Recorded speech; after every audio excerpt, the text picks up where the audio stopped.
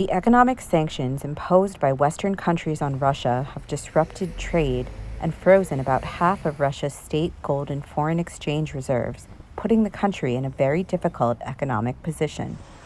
Analysts say supply shortages will start affecting Russian industry in the coming months. For now, the Russian government has managed to stop the fall of its currency, the ruble, something that analysts say Moscow is using as a propaganda tool for national consumption.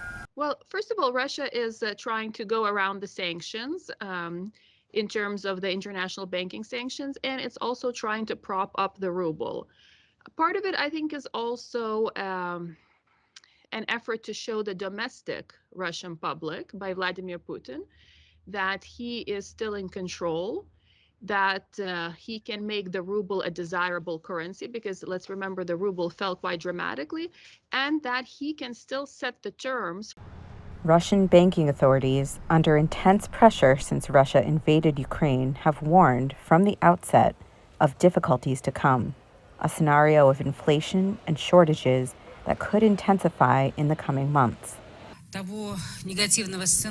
In case of a negative scenario where inflation will stop slowing down and start growing, our monetary policy will aim to slow it down. Europe's efforts to end its dependence on Russian energy imports poses a big risk for Moscow.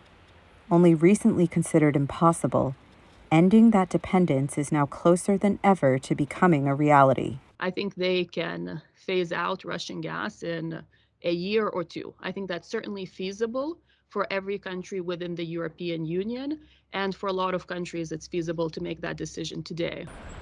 Russian actions in Ukraine have caused it to be politically ostracized by other countries. The following months will determine if Moscow also becomes economically isolated.